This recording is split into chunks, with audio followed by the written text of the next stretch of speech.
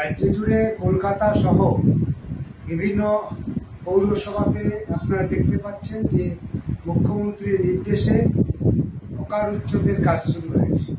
এই হকার উচ্ছেদের নাম করে মমতা ব্যানার্জি যে স্বৈরাচারী সরকার, তার একটা বিরাট দৃষ্টান্ত। এই ঘটনা না ঘটলে আমরা জানতে পারতাম যে হকারগুলো আজকে তাদের জীবন জীবিকা নিয়ে বেঁচে থাকে। তাদেরকেই তো বলা হয়েছিল যে চাকরি নেই, ঝালমুড়ির ব্যবসা করো, ফুচকার ব্যবসা করো। তারা কোথায় যাবে? তাদেরকে তো ফুটপাতে বসতে হবে, তাহলে হবে। আর ফুটপাতে বসে যদি তোমার রাস্তা এনক্রোচমেন্ট করে ফেলে, তাহলেও তো তার একটা নিয়ম আছে, আইন আছে। সেই আইনের মধ্য দিয়ে তাদেরকে সরানো দরকার।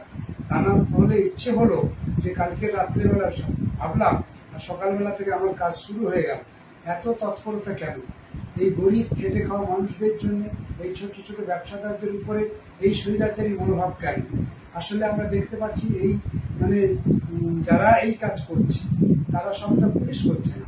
সকাল থেকে আমরা দেখতে পাচ্ছি যে তৃণমূলের যে সমস্ত করে খাওয়া নেতারা নিচের দিকে আছে, যারা কোটি কোটি টাকা কামায়, যারা টাকা নিয়ে ফুটপাতে যাদেরকে জায়গা দেয়, যারা টাকা নিয়ে ফুটপাতে ঘর করতে সাহায্য করে, সেই সমস্ত নেতাদেরকেও দেখতে পাচ্ছি সকাল থেকে তারা এই হকার উচ্ছেদের কাজে বিরাট সক্রিয় ভূমিকা পালন করছে।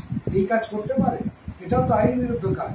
তাহলে এই অংশের মানুষ, অসংখ্য মানুষ, কলকাতাতে 2.5 লক্ষের বেশি ছোট ছোট ব্যবসাদার, ফুটপাতে যাদের জীবন অতিবাহিত করতে হয়, তাদের জীবন নিয়ে এত সস্তা, এত চিনমিনে খেলা হচ্ছে গোটা রাজ্য জুড়ে। আজকে 20 লক্ষের বেশি এই অংশের মানুষ, তাদের নিরাপত্তা বলে কিছু নেই। তাদের জন্য ভাববে না গভর্নমেন্ট? এইরকম স্বৈরাচারী সরকার আমি অন্তত আমার রাজনৈতিক জীবনে দেখিনি।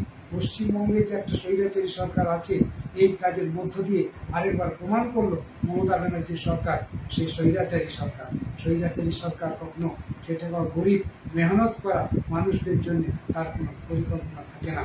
তার একটা প্রকৃষ্ট উদাহরণ এই মমতা ব্যানার্জির এই কাজের মধ্য দিয়ে এবার আমরা পেলাম।